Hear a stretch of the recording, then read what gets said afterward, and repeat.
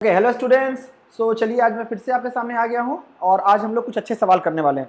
तो there are some really beautiful questions, some classic questions and those questions will actually test your concept. कुछ calculation extensive बहुत ज़्यादा नहीं है, but ये कंसेप्चुअली बहुत अच्छे सवाल है और मैं चाहूँगा कि आप इसको पूरा देखें। जेई एडवांस वाले बच्चे भी बेनिफिटेड काफ़ी होंगे, जेई मेंस वाले बच्चे भी होंगे बेनिफिटेड। आप बस वीडियो को अच्छे से देखना। हालांकि मैंने जो लेक्चर बनाया है वो जेई एडवांस को ध्यान में रख के बनाया है, बट इसका मतलब ये नहीं कि जेई मेंस वाले ना देखो तुम्हें शायद काफ़ी कुछ सीखने को भी नया मिलेगा। क्वेश्चन देखो सामने तुम्हारे, पहला क्वेश्चन क्या कह रहा है? A uniform chain of mass m and length L hangs by a thread and touches the surface of a table by its lower end. The thread is cut at time t is equal to 0. Which of the relation between the force F exerted by the table, which of the graph best represents the relation between force exerted by the table on the chain with time t? देखो क्या कह रहा है बेटा, HC Verma में I suppose question number 57 centre of mass का इसी concept पे है। ठीक है, एक बार ट्राई करना। ऐसे एक थ्रेड है, इस थ्रेड से एक चेन बंधी हुई है जिसकी लंबाई दी हुई है, लंबाई मान लेते हैं एल या शायद दिया हुआ है आपका में, डजंट मेक सेंस। और इसका मास जो है वो एम है। कह रहा है कि इस चेन का मास एम है और इसको स्ट्रिंग को काटा गया तो होगा क्या? इस टेबल पे रखा हुआ था, होगा क्या? क्या चेन नीचे आके गिरने लगेगी? जाहिर सी बात है। तो धीरे धीरे चेन जो है वो इस पे आई और धीरे धीरे चेन जो है वो फैलने लगा। ठीक है, और ये हीप अप नहीं हुआ, ऐसा नहीं कि ये ऊपर होने लगा है, ऐसा नहीं कह रहा है। उसका सिंपल सा मतलब ये है कि ये जो नीचे आ रहा है, आपको ये मानना है कि पूरा का पूरा पार्ट जो है वो नीचे आ रहा है, वरना ये अगर ये हीप अप होने लगेगा तो हो सकता है कुछ पोर्शन कुछ और डिस्टेंस चले, ऊपर वाला पोर्शन जो है वो कुछ और हाइट गिरेगा। आपको मानना है कि सारा का सारा पॉइंट जो है वो यहाँ पे आके चिपक रहा है या गिर जा रहा है और इंस्टेंटली वो रेस्ट में आ जा रहा है। ठीक है, अब उसने कहा कि क्या फोर्स आपका लगेगा, क्या फोर्स लगाएगा टेबल चेन पर। तो जाहिर सी बात है कि टेबल चेन पर वही फोर्स लगाएगा जो चेन टेबल पे लगाएगा, है ना। सो चलिए देखते हैं, इसको काटते हैं यहां से। अब समझते हैं, मान लेते हैं ये समय t बराबर, इनिशियली ये हालत थी, t बराबर t पे मान लेते हैं कि चेन का x पोर्शन जो है वो गिर चुका है नीचे, है ना। तो फिगर कुछ इस तरह से बन जाएगा। t बराबर, ये t बराबर 0 की हालत है, t बराबर t पे क्या होगा, चेन का कुछ पोर्शन मान लेते हैं कि ये x पोर्शन जो है चेन का वो नीचे गिर चुका है, तो बाकी जो l माइनस एक्स पोर्शन जो है चेन का वो अभी भी हवा में है ना, कुछ इस तरह से। बोलो क्लैरिटी है? और ये x पोर्शन जो है वो आके यहाँ पे गिर गया। अब जाहिर सी बात है कि अगर x पोर्शन अगर नीचे आया है, अब समझना बात को, ये x पोर्शन अगर चेन का नीचे आया है, चेन का x पोर्शन नीचे गिर गया है ना, तो ये x लेंथ जो है आपकी नीचे आई है चेन की और वो यहाँ पे हीप अप हो गई है। तो अगर हम टेबल के बारे में सोचेंगे तो टेबल पे दो तरह के फोर्सेस लग रहे हैं। एक कौन सा? एक तो ये चेन आके गिरा तो वो अपना वेट लगाएगा, और दूसरा जो चेन का एक्स्ट्रा पोर्शन जो है, मान लेते हैं कि t बराबर t पे x लेंथ जो है वो फॉलन लेंथ x है, fallen length is x, fallen length is x। बोलो क्लियर है? ये x लेंथ जो है वो फॉल कर गया चेन का। अब जाहिर सी बात है कि x लेंथ जो है वो गिर गया आके। अब अगर बहुत ढंग से देखोगे तो ये वाला, सॉरी, ये x लेंथ आके यहां पे गिर गया। अब मान लेते हैं कि जैसे जैसे समय t से t प्लस डी टी हुआ, एक्स्ट्रा x से x plus D x length की और चेन आके इस पे गिर गई। ठीक, तो जाहिर सी बात है, एक तो x लेंथ का जो चेन गिरा हुआ था वो वेट लगाएगा, और dx लेंथ की चेन जो आके गिरी, dx लेंथ की चेन जो और आके गिर गई वो भी अपना एक फोर्स लगाएगा। बोलो है कि नहीं? dx लेंथ की चेन जो आके गिरी वो भी एक फोर्स लगाएगा। dx लेंथ की चेन, मान लेते हैं कि यहां पे ये पोर्शन गिरा हुआ था, तो समय t पर इतना पोर्शन आके यहां चिपक गया और t से t प्लस dt पे ये एक्स्ट्रा लेंथ जो चेन की थी वो आके टकराई। तो अब दो तरह के फोर्स लगेंगे इस पे, एक तो ये जो सेटल्ड लेंथ है, सेटल्ड चेन की वैल्यू है, वो लगाएगा फोर्स, और दूसरा ये dx जो है जो मोशन में था वो लगाएगा फोर्स। समझ आ रही बात? फिर से बोल रहा हूं, x लेंथ की चेन गिर गई, dx लेंथ जो है ऐसे, x लेंथ की चेन गिरी, फिर dx धक्का दिया, ठीक। अब देखो तो टेबल पे जो फोर्स लगेगा, एक तो कितना हो जाएगा, weight of the fallen part that is lambda into x into g, एक तो ये लगा। दूसरा सोचो dx जो है वो किस रफ्तार से इसको हिट करेगा, कितनी हाइट पे dx है, √2gx, तो वेलोसिटी होगी कितनी, √2gx, है ना, v इंटू dm/dt, है ना, यही होता है ना, जो फोर्स लगेगा वो क्या होगा, चलती हुई चीज जो है वो फोर्स लगा रही है, तो vr dm/dt एक फोर्स वो हो जाएगा, है ना, तो plus vr dm/dt, what is v relative, √2g into x into dm/dt, dm/dt, तो dm/dt कैसे निकालोगे,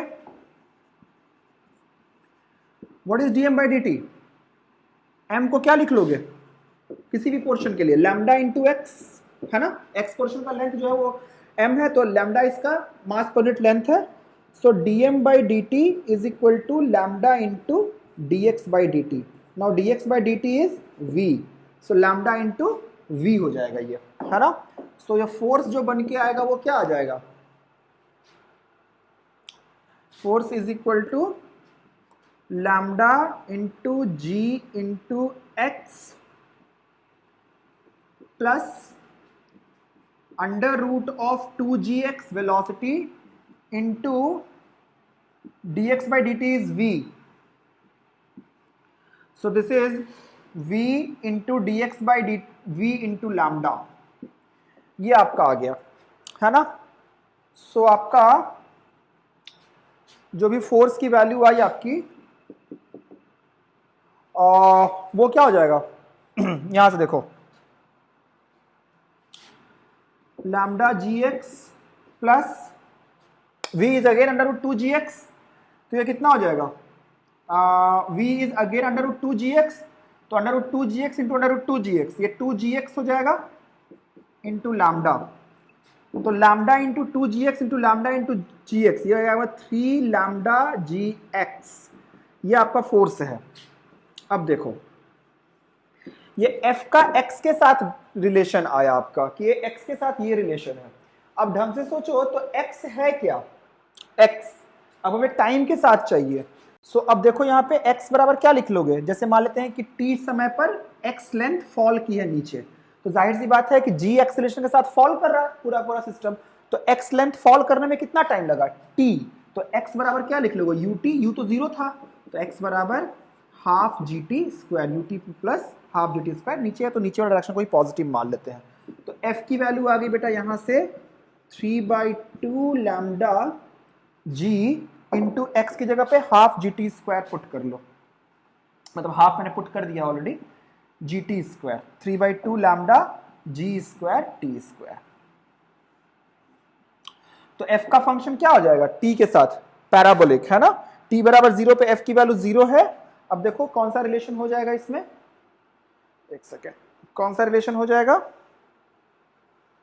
कौन सा रिलेशन हो जाएगा, देखो ऑप्शन नंबर सी, है ना, क्या है, जब तक बॉडी जो है वो मोशन में है तो 3 देखो यहाँ पे क्या दिया है, इससे यहां से लेके जब तक, सोचो पूरा टाइम कितना लगेगा फॉल करने में, जो भी लग रहा होगा पूरा टाइम फॉल करने में आप निकाल सकते हो यहाँ से, एल लेंथ पुट एक्स की जगह पे एल रख के, बट एक बार अगर वो पूरा का पूरा पोर्शन गिर गया तब तक तो फोर्स जो है वो ये था, लेकिन जब पूरा का पोर्शन हीप अप हो गया तो उसके बाद तो जो भी लेंथ होगी वही फोर्स लगेगा, mg फोर्स लगेगा।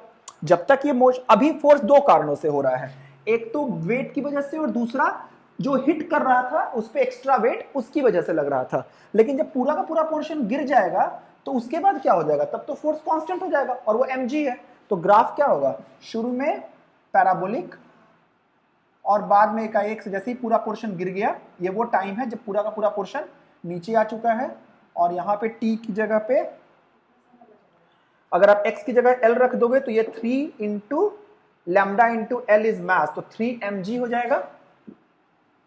और उसके बाद जब वो पोर्शन गिर जाएगा फिर उसके बाद वो चीज mg के बराबर आ जाएगी, और ये फोर्स का ग्राफ है।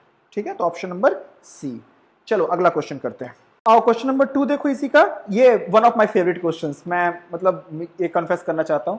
कह रहा है कि एक एक्स एक्सिस दिया हुआ है, एक्स एक्सिस पे एक उन्होंने कारपेट बिछा रखी है, रेड कारपेट करते हैं है ना, एक कारपेट ऐसे बिछा रखा है, कारपेट की लेंथ उन्होंने कह रखा है 1 मीटर है, और कारपेट का मास उन्होंने कह दिया 1 kg है। अब कह रहा है कि इस कारपेट को, और ये x बराबर 0 है आपका, और ये वाली पॉइंट जो है वो x बराबर 1 मीटर है। जाहिर सी बात है, कारपेट यहां पे बिछा रखी है उन्होंने। अब इस कारपेट के फ्रंट पोर्शन को पकड़ के खींचा जा रहा है, नीचे वाला पोर्शन रेस्ट पे है, इस पोर्शन को पकड़ के खींचा जा रहा है।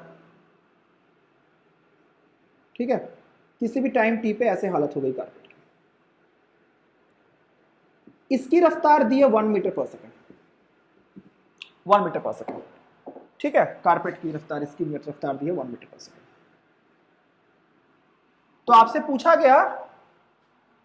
गया कि पहले तो पहला सवाल है कि सेंटर ऑफ मास का रफ्तार बताओ। फर्स्ट क्वेश्चन है कि what is the velocity of centre of mass, और दूसरी बात आपसे पूछी गई है कि कितना फोर्स लगेगा कारपेट को मूव करने में। ठीक है, तो सबसे पहले चलो आओ पहला क्वेश्चन करते हैं। देखो, मान लेते हैं कि ये जो मूविंग पोर्शन है जिसकी रफ्तार 1 मीटर पर सेकंड दी है, पहले इसको वीडियो पॉज करके ट्राई जरूर कर लो, क्योंकि इट्स अ गुड प्रॉब्लम। अगर नहीं होता तो मैं तो हुई, देखो इधर, मैं समझता हूं कि आपने वीडियो पॉज करके किया है ट्राई, अब मैं इसको सॉल्व कर रहा हूं।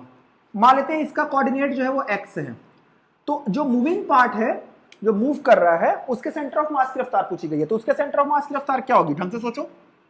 ये x है, तो शुरू में तो हालत ऐसी थी, शुरू में कारपेट ऐसा था, बाद में ये वाला पोर्शन को मोड़ के ऐसे डॉट डॉट बना दे रहा हूं, ये पोर्शन मुड़ के ऐसे आ गया, ये x है, तो क्या यही x पोर्शन मुड़ा होगा, है ना। ये x है, देखो यहां पे मैंने इसके कोऑर्डिनेट को x माना, मतलब ये पूरा लेंथ x है। तो आपने क्या किया होगा, एक आधे पोर्शन को मोड़ दिया होगा यहां से ऐसे। अगर मैं एक पेपर ले लूं, आपने यहां से इस पोर्शन को पकड़ा होगा, ऐसे पकड़ के इसको घुमाया होगा ऐसे, तो जितना पोर्शन ये था उतना ही पोर्शन घुमा दिया आपने। तो अगर ये पूरा x है तो x/2 पहले यहां था, आपने इसको उठा के ऊपर कर दिया, so this is my x/2। तो जाहिर सी बात है ये पोर्शन की लेंथ भी x/2 ही होगी। तो सेंटर ऑफ मास कहां पे होगा, x/4 यहां से, तो यहां से कितने दूरी पे, 3x/4 पे। तो सेंटर ऑफ मास का कोऑर्डिनेट कितना होगा, RCOM, 3x/4। डिफरेंशिएट करो, d of RCOM upon dt is equal to 3/4 dx/dt। आपके पास dx/dt है, वो आपका 1 दिया हुआ है, 1 मीटर पर सेकेंड, तो 3/4 इंटू 1, तो रफ्तार कितनी हो जाएगी, 3/4 मीटर पर सेकेंड। बहुत छोटा सा क्वेश्चन है बट बहुत कंसेप्चुअल है, आपसे वेलोसिटी के बारे में टेस्ट करता है वो। अब इसका दूसरा पोर्शन हो, इसका दूसरा पोर्शन कहता है कि what is the force required. Force के लिए क्या करोगे, अगेन मास चेंज हो रहा है, तो फोर्स के लिए क्या किया जाए, force is equal to changing mass में पढ़ा होगा आपने VR dm/dt, पिछली बार भी मैंने बताया था आपको, v relative into dm/dt। VR तो दिया हुआ है, ये पोर्शन 1 मीटर पर सेकंड से ही चल रहा है। नाउ व्हाट इज dm/dt, सोचो व्हाट इज dm/dt, ढंग से सोचो। लैम्डा कितना है इसका, मतलब मास पर यूनिट लेंथ कितना है, लैम्डा कितना है, mass per unit length, per unit length lambda 1 kg का कारपेट 1 मीटर पे फैला हुआ है, तो लैम्डा इज 1।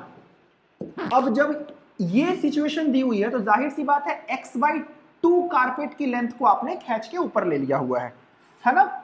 तो बहुत ढंग से देखोगे तो लेट सपोज ये x/2 कारपेट की लेंथ आपने ऊपर कर दी हुई है, तो जो मास आप खींच रहे हो वो m को क्या लिख लोगे, m is equal to lambda into x by two, तो dm बाई dt निकाल लो यहां से डिफ्रेंशिएट करके, ये क्या आ जाएगा lambda into D x by lambda by two into D x by D T.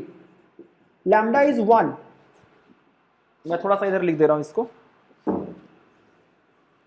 f is equal to V R is 1 और lambda D of D T into lambda into कितना portion x by two, mass लिखा गया instantaneous mass है ना।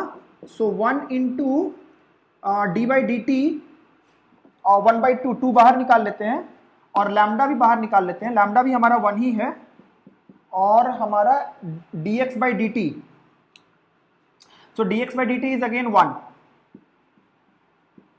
so this is 1 by 2 Newton. This is very important question. 1 by 2 Newton. So इसका ये answer है, ठीक है। ये वेरिएबल मास का सवाल है, सो तुम नॉर्मल मेथड से नहीं जा सकते थे, इसको आपको इसी से जाना पड़ता, क्योंकि आप और कुछ सोचते तो वो गलत होने की संभावना थी, क्योंकि मास फिक्स नहीं है, ठीक है। चलिए आइए नेक्स्ट क्वेश्चन करते हैं। और देखो क्वेश्चन नंबर 3 करते हैं। क्वेश्चन नंबर 3 कह रहा है कि a small hamster is put into a circular wheel cage which has a frictionless central pivot. A horizontal platform is fixed to the wheel below the pivot. Initially the hamster is at a distance is at rest at one end of the platform. When the platform is released, the hamster starts running, but because of the hamster's motion, the platform and the wheel remains stationary. So you have to determine how hamster moves. So देखो इधर क्या कर रहा है कि एक wheel cage है मेरे पास, इस व्हील केज के अंदर एक प्लेटफॉर्म बनाई गई है। इस प्लेटफॉर्म में को यहां से सेंटर के अबाउट पाइवोट किया गया और यहां पे एक हैमस्टर है, एक इंसेक्ट है और सब कुछ रुका हुआ था, सब कुछ स्टेशनरी था। अब जब हैमस्टर चलना, जब इसको रिलीज किया जाता है तो केज नीचे आना चाहेगा, तो बेसिकली बोला क्या जा रहा है कि हैमस्टर चलना शुरू कर देता है और हैमस्टर के चलने के कारण केज और प्लेटफॉर्म दोनों रेस्ट पे रहते हैं। तो आपको बताया आपसे पूछा गया कि बताओ कैसे हैमस्टर चले कि ये रेस्ट पे रहे। तो चलो सोचते हैं, मान लेते हैं किसी भी इंस्टेंट पे हैमस्टर यहां से x दूरी पर था, या h मान लो, ताकि हम इस डिस्टेंस को x मान लें, और x ये वेरी करेगा, है ना, h फिक्स रहेगा, बस x वेरी करेगा। जाहिर सी बात है अगर हैमस्टर पे अगर FBD बनाए तो हैमस्टर पे नीचे की तरफ लग जाएगा mg और हैमस्टर और प्लेटफॉर्म के बीच का नॉर्मल लग जाएगा n, है ना। तो एक तो फोर्स ये आ गया। अब समझो, और चूंकि हैमस्टर इस पे इसको पीछे की तरफ धक्का देगा तो इस पे फ्रिक्शन आगे की तरफ लगेगा और इस पे फ्रिक्शन लग गया, तो क्या लिख लिया जाएगा, friction that will be equal to mass of hamster into acceleration, है ना, ऑफ द हैमस्टर। नाउ ये एक इक्वेशन लिखी गई। अब बात करते हैं प्लेटफॉर्म की। प्लेटफॉर्म पे कौन कौन सा फोर्स लगेगा बेटा, ऑब्वियसली एक तो हैमस्टर का नॉर्मल आएगा और दूसरा क्या लगेगा इस पे, फ्रिक्शन पीछे की तरफ, क्योंकि हैमस्टर इसको पीछे की तरफ धक्का दे रहा है, और नॉर्मल यहां से साइड वाइज, है ना, साइड वाइज नॉर्मल। अब अगर बहुत ढंग से देखोगे आप तो हैमस्टर पे सॉरी प्लेटफॉर्म पे एक नॉर्मल लगा, एक फ्रिक्शन लगा, और फिर उसके बाद दो इसके केज और इसके बीच का नॉर्मल, दोनों जगह साइड से। अब चूंकि प्लेटफॉर्म रुकी हुई है, प्लेटफॉर्म रेस्ट पे है और बाद में भी रेस्ट पे था, इसका मतलब सारे फोर्सेस का समेशन 0 है, it is still in equilibrium. सारे फोर्सेस का समेशन 0 और सारे टॉर्क का समेशन 0। किस पॉइंट के अबाउट, सभी पॉइंट्स के अबाउट, है ना, क्योंकि अगर फोर्स 0 हुआ, नेट फोर्स 0 हुआ, the body is in equilibrium, in order to ensure the equilibrium the torque about all the point should be 0। तो आप कोई भी पॉइंट के अबाउट टॉर्क को भी बैलेंस कर सकते थे, बट मैं कहता हूं कि आप सेंटर के अबाउट करो, क्योंकि सेंटर के अबाउट करने का एक बेनिफिट है, फंडामेंटल बेनिफिट ये है कि n1 n2 यहीं से पास हो रहा है, सॉरी ये n1 है, n1 और n2 यहीं से पास हो रहा है, तो उनका टॉर्क तो कैंसिल आउट हो जाएगा, तो आपको उसके लिए घबराने की जरूरत नहीं है, तो आप सिर्फ दो फोर्स बच जाएंगे। अब देखिए यहाँ पे अगर आप बहुत ढंग से बात करो, मैं सिर्फ यही दो फोर्स बना रहा हूं, एक तो इस पे लगा mg नॉर्मल जो कि mg के बराबर था, अभी रुक जाओ, मास ऑफ हैमस्टर इनटू g, और एक लगा फ्रिक्शन ये वाले। अब देखो ढंग से, तो अगर आप बहुत ढंग से देखोगे तो फ्रिक्शन इधर की तरफ लग रहा है और r परपेंडिकुलर h हो जाएगा, तो r क्रॉस f, देखो ढंग से r क्रॉस f, है ना, फ्रिक्शन इधर की तरफ, आर नीचे की तरफ जो कि एच की वैल्यू थी, तो आर क्रॉस एफ, तो इसका टॉर्क अंदर की तरफ आएगा, नॉर्मल इधर और ये एक्स इधर, तो आर क्रॉस एफ देखो ढंग से आर क्रॉस एफ, नॉर्मल यहां पे इधर की तरफ था, आर इधर की तरफ था, तो आर क्रॉस एफ क्या हो जाएगा बाहर, ये आर है, ये नॉर्मल है, जो कि यहाँ पे आर की वैल्यू यहाँ पे एक्स है ना। तो जाहिर सी बात है ये वाला जो टॉर्क है ये क्लॉकवाइज मूव करने, सॉरी एंटी क्लॉकवाइज मूव करने की कोशिश करेगा नॉर्मल का टॉर्क, तो नॉर्मल का टॉर्क बाहर की तरफ है और फ्रिक्शन का टॉर्क जो है वो अंदर की तरफ है ना, तो वो क्लॉकवाइज मूव करने की कोशिश करेगा, बट दोनों ही बैलेंस करेंगे एक दूसरे को इसके अबाउट। तो बस टॉर्क की इक्वेशन लिखनी है अब, सो क्या लिख लेंगे, F into H is equal to N into X. F की वैल्यू कितनी के बराबर बेटा, mass of hamster into acceleration, acceleration आगे की तरफ है, ओके। और देखो यहां से नॉर्मल की जगह पे आप mg लिख लीजिए, mass of hamster into ji into x, वो that goes without saying, m लिखूं या mh लिखूं, चलो mh की कर लो। So x is equal to mh ने mh को मार दिया, तो बचा क्या, a by a is equal to gx, कुछ तो गड़बड़ किया मैंने, एक h छोटा है ना, g बाई, क्योंकि वो डायमेंशनली गलत आ रहा था, x बाई h, ठीक है, ये वाला h छूट गया था। तो अब देखो एक्सीलरेशन इधर की तरफ और x जो है वो नेगेटिव है ना, तो एक x नेगेटिव के लिए मैं बस यहाँ पे एक साइन लगा ले रहा हूँ, a बराबर minus G by H into X, क्योंकि x आपका ऑपोजिट डायरेक्शन में था और एक्सीलरेशन आपका राइट को था। सोचो ये किसका इक्वेशन है, g by H is a constant, so what is this thing, a is equal to minus K X type चीज हो गया आपका, and this is the equation of SHM। So if hamster moves in such a way that it performs an SHM with a time period of 2 pi under root h by g, then this platform and case will remain at rest. So this performs an SHM जिसका time period क्या है, time period is 2 pi root over h by g. So this is the solution to this problem. एक अच्छा सवाल है। चलो आओ question number 4, बहुत ही अच्छा सवाल है, बहुत ही ज्यादा अच्छा सवाल है, इसलिए प्लीज ढंग से देखना। कह रहा है कि man of height h0 which is 2 meter is bungee jumping from a platform situated at a height h meter 25 meter from above the lake। ये 200 puzzling problems in physics का सवाल है, ठीक है, कैम्ब्रिज प्रेस से किताब आती है, उसका ये सवाल है, ठीक है। 25 metre above the lake, one end of the elastic rope is attached to his foot and one end is fixed to the platform. He starts falling from rest in a vertical position. The length and elastic properties of the rope are chosen such that his speed would have been reduced to 0 at the instant when his head reaches the surface of the water. Ultimately, the jumper is hanging from the rope with his height h meter 8 meter above the water. Find the unstretched length of the rope and find the maximum speed and acceleration achieved during the jump. देखो क्या रहा है, it's a good problem. कह रहा है कि यहाँ पे 25 मीटर ऊपर से एक बंदे को बंजी जंपिंग का शौक है, किया है, बहुत सही चीज होती है, ठीक है, ऋषिकेश में करवाते हैं। एक बंदा है बंजी जंपिंग कर रहा है, बंदे की हाइट दी हुई है, बंदे की हाइट दी हुई है 2 मीटर और इसने अपने पैरों में रस्सी बांध ली हुई है और इसका हाइट है 25 मीटर।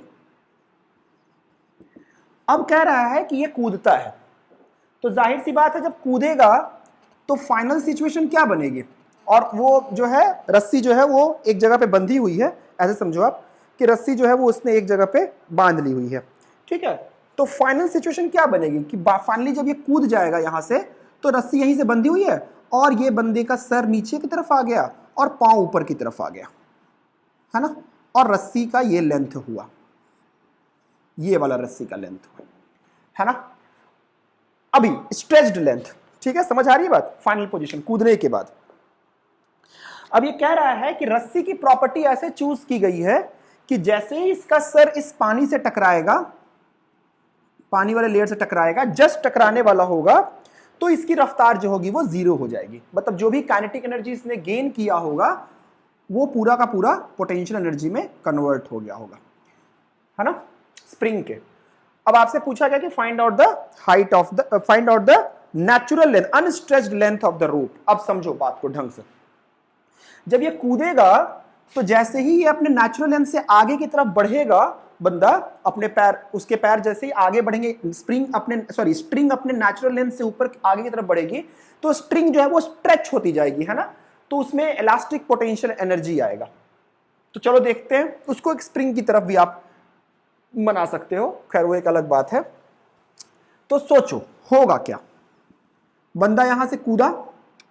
अब सोचते हैं कि शुरू में बंदे की हाइट कितनी थी, पैर जो है ये पैर यहां पे आ गए हैं और ये यहां, टोटल हाइट तो 25 मीटर है, तो 23 मीटर ऊपर, है ना, बहुत ढंग से देखोगे तो ये, अब समझना बात को, पैर जो हैं वो यहां थे और बंदे का सर यहां पे था, ये ऐसे आके यहां पहुंच गया।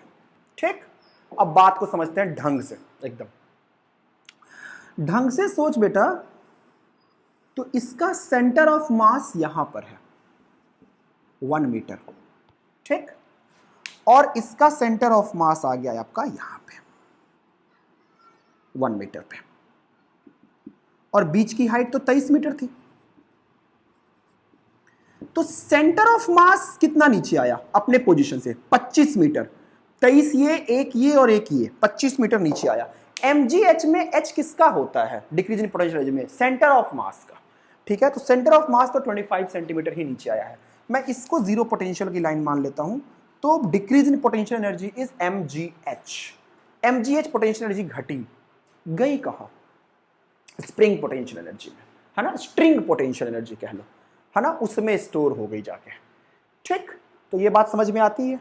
इसका मतलब कि जो इसका पोटेंशियल एनर्जी mgh लिखोगे, मास वास दिया है कुछ नहीं, जरूरत नहीं पड़ी चाहिए, ठीक है, mg इंटू HCOM, है ना, mgh, जो कि आपका 25 था, ठीक है। पोटेंशियल एनर्जी शुरू में काइनेटिक एनर्जी 0 थी, पोटेंशियल एनर्जी mgh थी, बाद में काइनेटिक एनर्जी भी 0 रही, पोटेंशियल एनर्जी 0 हो गई, बट स्प्रिंग पोटेंशियल एनर्जी आ गया। वो क्या हुआ, हाफ के, मान लेते हैं कि स्प्रिंग का नेचुरल लेंथ x था, और फाइनली जो स्प्रिंग की लेंथ हो गई, सोचो फाइनली स्ट्रिंग की लेंथ कितनी हो गई, 23, तो एलोंगेशन कितना हुआ होगा, 23 माइनस L0, है ना। अभी स्ट्रिंग की लेंथ कितनी हो गई, 23, और शुरू में लेंथ कितनी थी, मतलब स्ट्रिंग की नेचुरल लेंथ हमने मान ली L है, L0 है, तो एक्सटेंशन कितने का आया, 23 माइनस L0 का होल स्क्वायर, है ना। एक तो इक्वेशन ये हो गया, एक इक्वेशन हमारा ये हो गया, ठीक है। ओके, नाउ अब देखिए यहां से कुछ सोचते हैं, आइए अब क्या किया जाए। अब कह रहा है, दूसरी इक्वेशन देखो बेटा, दूसरा कह रहा है कि ultimately the jumper is hanging from the rope which is with his head 8 meter above water. Ultimate position क्या है, मतलब सोचो ये कहां, ऐसा अगर मान लो छोड़ दोगे तो ये नीचे की तरफ जाएगा, फिर ऊपर नीचे होता जाएगा फाइनली, है ना। और चूंकि सब कुछ मतलब एयर ड्रैग वगैरह सब कुछ है, तो उसके कारण जो एक्सीलरेशन होगा वो डैम्प्ड होगा, और फाइनली वो अपने इक्विलिब्रियम पोजीशन पे आके सेटल डाउन कर जाएगा, यही होना है। अब वो इक्विलिब्रियम पोजीशन दी हुई है आपको, देखिए वो इक्विलिब्रियम पोजीशन बना रहा हूं मैं। इक्विलिब्रियम पोजीशन क्या कह रहा है कि बंदा जो है वो यहां से ऐसे है कि उसके पांव में ये रस्सी बंधी हुई है, और इसका सर ये है, और उसका सर जमीन से 8 मीटर की दूरी पर है पानी से। तो सोचो रस्सी की लंबाई कितनी हुई, बंदा तो खुद 10 मीटर का था, 2 मीटर का था सॉरी, तो ये पूरा 8 2 10 हो गया, है ना। ये बंदा यहां पे, अब समझना, ये यहां पर था ऊपर प्लेटफॉर्म, तो ये प्लेटफॉर्म 25 मीटर का है, तो ये टोटल तो 25 मीटर था, और रस्सी जो है वो यहां पर आई हुई है, इतनी लंबी रस्सी है, तो रस्सी की लंबाई कितनी हो जाएगी अभी, 25 माइनस कितना 10, 15 मीटर की रस्सी बन गई। अब समझो 15 मीटर की रस्सी नेचुरल थोड़े भाई, वो तो अगर इक्विलिब्रियम कंडीशन लिखोगे तो बंदे की एबीडी क्या बनाओगे, नीचे की तरफ फोर्स लगा mg, और ऊपर की तरफ फोर्स लगेगा k 15 माइनस L0, है ना। तो वो भी लिख लो, mg इज इक्वल टू के 15 माइनस एल नॉट। अब दो इक्वेशन हमारे पास है। अब यहां से कुछ कर लेते हैं। क्या करोगे बोलो? मैं तो कहता हूं डिवाइड कर दो। डिवाइड करोगे तो क्या बच जाएगा? 25 इज इक्वल टू के से के कट गया, 1/2 23 minus L naught whole square upon 15 minus L naught. अब देखो क्या आएगा ये बन के, 50 हो जाएगा ये बेटा, into 15 minus L naught is equal to 23 minus L naught square. ये हो जाएगा आपका 15 × 75, 750 minus 50 L naught is equal to 23 का स्क्वायर 529। देखना कैलकुलेशन मिस्टेक ना करूं केवल, plus L naught square minus 46 L not. इसको यहां पे लिख दे रहा हूं आगे, इसको यहां पे लिख दे रहा हूं फाइनली, है ना? या चलो यहीं पे यहां पर लिख देता हूं इस इक्वेशन को सॉल्व करके। 750 minus 50 L naught minus 46 plus 46 L not, तो ये कितना हो जाएगा? 4 एल नॉट। 4 एल नॉट हो गया, minus 4 L naught minus 529 minus L naught squared is equal to 0। तो ये आपका हो जाएगा 750 माइनस 529 कितना आ जाएगा? 529 6 151 529 629 729 221 221 सही है ना? हाँ सही है। Minus 4 L naught minus L naught squared is equal to 0। ये हो गया L naught squared minus 4 L naught square plus 4 L naught minus 221 is equal to 0। Minus common लेके इधर कर दिया। अब देखो 221, तो ये कितना हो जाएगा? ये कितना होना चाहिए यहां से? L naught squared splitting the middle term से कुछ फायदा हो रहा है क्या? देखो तो 221 तो 17 इंटू 3, देखो तो 17 इंटू 13 करोगे, 17 51 17 1 7 5 12 1 और 1 2, बिल्कुल परफेक्ट है। तो ये हो जाएगा कितना? Plus 17 L naught minus 13 L naught minus 221 is equal to 0। लो आ गया। एल नॉट कॉमन ले लो, एल प्लस 17 माइनस 13 कॉमन ले लो, L naught plus L naught है ये प्लस 17, तो ये कितना हो जाएगा? L naught plus 17 L naught minus 13 is equal to 0। So L naught की वैल्यू आ गई माइनस 17 और प्लस 13, प्लस वाले को ले लो आप, तो नेचुरल लेंथ हो गई स्ट्रिंग की कितनी? 13 मीटर। और ये अपने लेंथ से 2 मीटर नीचे था ताकि वो इसके वेट को बैलेंस कर सके, और अपने नेचुरल लेंथ से 8 मीटर नीचे था, है ना? कितना? 8 मीटर नीचे था ना, वो उसने बोल रखा है। 13 मीटर ये है, और फिर वो कितना था? 10 मीटर नीचे था ताकि वो जो उसमें इंपल्स लगा, झटका लगा वेट का, तो उसकी काइनेटिक एनर्जी जो है वो पोटेंशियल एनर्जी में पूरी तरह से स्टोर हो सके। ये तो पहला पार्ट है। इसी का देखो पार्ट बी क्या कह रहा है, पहले इसको उतार लो, खुद से ट्राई करना घर पे, बढ़िया सवाल है। एक और देखो इसी का, अब इसी का दूसरा वर्जन कह रहा है, सारे कॉन्सेप्ट इसमें आ गए हैं, बहुत ही अच्छा सवाल है ये। देखो इसी का दूसरा वर्जन क्या कह रहा है, इसी का दूसरा सवाल क्या कह रहा है? कह रहा है कि find out the maximum speed and acceleration achieved during the jump. सोच बेटा कि जब कभी भी एसएचएम होता है या तो मैक्सिमम स्पीड कब आती है? जब ऑब्जेक्ट अपने मीन पोजीशन पर होता है ना? तो मीन पोजीशन पर तो यहां पे था ऑब्जेक्ट, तो मैक्सिमम स्पीड निकालते हैं। देखो ढंग से मैक्सिमम स्पीड कितनी आएगी, सोचो मैक्सिमम स्पीड कितनी आएगी। बंदे की हालत ऐसी है, बंदे का सेंटर ऑफ मास यहां पे शिफ्टेड है, तो ये तो कितना हो गया? नेचुरल लेंथ पे सोचो, सॉरी इक्विलिब्रियम पोजीशन पे सोचो। तो इक्विलिब्रियम पोजीशन पे मैं पोजीशन बना देता हूं। रस्सी जो है वो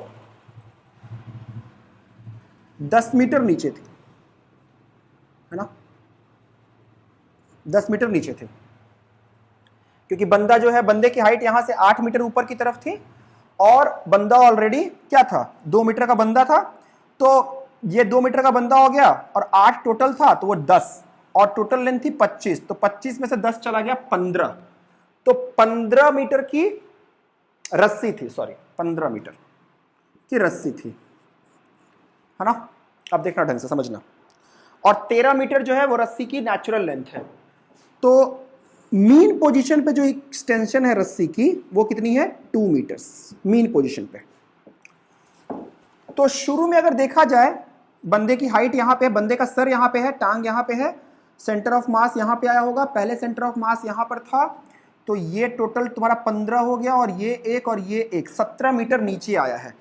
तो m into ji into 17, m into ji into 17 is equal to mgx कर लिया, that is equal to half kx square, k into 17 minus 15 whole square, नहीं सॉरी 17 नहीं 15 माइनस, ये तो स्ट्रिंग 15 मीटर्स की हुई ना, 15 minus 13 whole square plus half M V max square. समझो क्या लिखा है, फिर से समझा रहा हूं, देखो इसने क्या रखा है कि इक्विलिब्रियम पोजीशन तब है जब बंदे की हाइट जो है, बंदे की हाइट पानी के लेयर से 8 मीटर ऊपर है। तो बंदे की हाइट 8 मीटर ऊपर थी, तो बंदा खुद 2 मीटर का था, तो बंदे की टांग 10 मीटर ऊपर रही होगी, और यहां से ये हाइट जो रस्सी जहां से टंगी हुई है, कोई किंक टाइप से लेकर रस्सी टांग दिया गया है, तो ये हाइट हमारी 10 मीटर हो गई, सॉरी 15 मीटर हो गई। तो रस्सी 15 मीटर की थी, पिछली बार भी सवाल में आया था,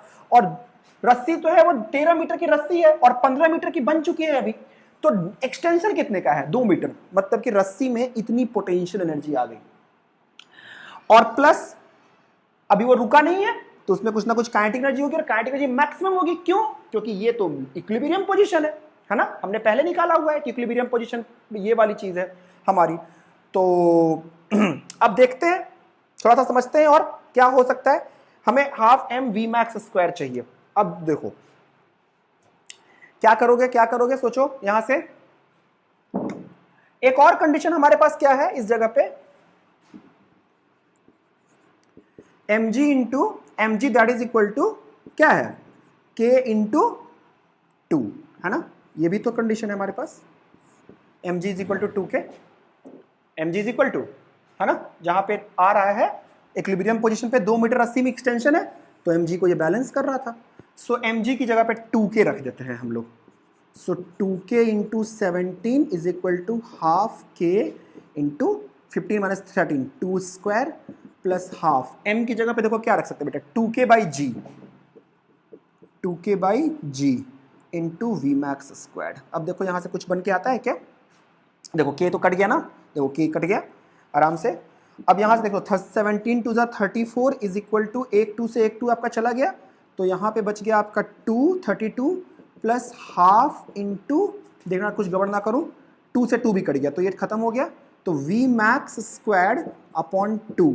सो ये हो गया आपका कितना, 32 minus 2, 34 minus 2, 32 into 2 is equal to V max square. कुछ तो छूटा है, कुछ तो छूटा है, 32 इंटू, सॉरी 32 इंटू जी, है ना। सो वी मैक्स की वैल्यू कितनी आ गई, वी मैक्स की वैल्यू कितनी आ गई, रूट 32, मतलब 4 रूट 2g, ये वैल्यू है velocity maximum, and this is the answer to the problem. इसी का देखो एक और पार्ट कर रहा है कि इसका एक्सेलरेशन मैक्सिमम कब होगा। अब सोच बेटा एक्सेलरेशन मैक्सिमम कब होगा, एक्सेलरेशन मैक्सिमम कब होगा, जब ये अपने एक्सट्रीम पोजीशन पर होगा, है ना।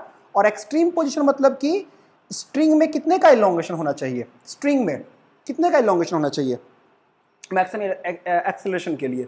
यहां पर देखो मैक्सिमम इलोंगेशन तो यही हो सकती है ना, यहां पर तो स्ट्रिंग रुक गई है, तो ये तो टोटल 23 मीटर था, स्ट्रिंग की लेंथ जो है वो कितनी है, 13 मीटर, तो जो स्प्रिंग में इलोंगेशन आएगा वो कितना आएगा, 10 मीटर का, है ना। सो k इंटू एक्स, इस पे बंदे पे k इंटू 10 लगा ऊपर और mg लगा नीचे, तो मैक्सिमम एक्सेलरेशन के लिए कंडीशन क्या होना चाहिए, k into 10 minus mg is equal to ma max. अब देखो यहां से mg is equal to 2k है, तो 2k रख लो इस पे, या हमें g के फॉर्म में आंसर चाहिए, तो k की जगह पे mg बाई 2 रख लो, k की जगह पे mg बाई 2 रख लो, तो mg बाई 2 रख लोगे तो ये कितना आ जाएगा, mg/2 into 10 minus mg is equal to ma maximum. बस लो m ने m को मार दिया थ्रू आउट, तो कितना हो जाएगा 5g 2 5 जा 10 5g माइनस g 4g, तो a मैक्स की वैल्यू कितनी आ जाएगी 4g ऑब्वियसली मीटर पर सेकंड स्क्वायर। तो ये 3 सवाल बहुत ही बढ़िया सवाल थे। अगर आपको समझ में आ रहा है तो आपको स्प्रिंग वगैरह सबका कॉन्सेप्ट इससे क्लियर होगा कि स्प्रिंग में कब मैक्सिमम एक्सेलरेशन होता है, जब वो अपने एम्पलीट्यूड पे होता है। वेलोसिटी मैक्सिमम कब होती है, जब उस पे एक्सीलरेशन 0 होता है। कई बार यही सवाल पूछ चुकी है इस पे। ठीक है, चलिए आगे चलते हैं। आइए क्वेश्चन नंबर 5 करते हैं। क्वेश्चन नंबर 5 क्या कह रहा है कि water in a clean aquarium forms a meniscus as illustrated. Clean aquarium बोलने का मतलब क्योंकि वाटर और एक्वेरियम मतलब ग्लास, वाटर ग्लास इंटरफेस पे सॉलिड, वो सॉलिड एंगल बोल रहा हूँ, कॉन्टैक्ट एंगल कितने का होता है 0 डिग्री का, है ना। बेसिकली परफेक्ट हेमिस्फीयर बन के आता है, याद रखना, कुछ नहीं दिया रहेगा सवाल में। ये forms a meniscus as illustrated in the figure, calculate the difference in height h between the center and the edge of the meniscus, the surface tension of water। देखो बेटा क्या कह रहा है, surface tension of water का 0.073 दिया हुआ है। ऐसे एक ना एज है, ऐसे समझिए आप, ऐसे एक एक्वेरियम का एज है जिसके ऊपर वाटर का मेनिस्कस फॉर्म हुआ है, ऐसे, ठीक है, ये वाटर का मेनिस्कस फॉर्म हुआ है और वाटर अपना आगे भी बह रहा है, ऐसे मेनिस्कस फॉर्म हुआ है। आपसे इसका हाइट पूछा अगर वाटर का सरफेस टेंशन दिया हुआ था, तो आपसे इस मेनिस्कस की हाइट पूछे। चलो सोचते हैं क्या करेंगे, कुछ नहीं समझ में आ रहा है, फोर्स इक्वेशन देखते हैं, क्यों ऐसा रहेगा, ऐसा क्यों होगा। देखो मैं थोड़ा सा आपको इसका व्यू दिखाता हूं, अच्छा बना के थोड़ा सा आपके लिए। ये कुछ इस तरह का व्यू होगा इसका, है ना, कुछ इस तरह की चीज बनेगी, कुछ इस तरह की चीज बनेगी, ठीक है। थोड़ा सा इसको और ऐसे कर लेते हैं, अच्छा बना लेते हैं, कुछ इस तरह की व्यू बन जाएगी और ये भी आपका ऐसे चला जाएगा,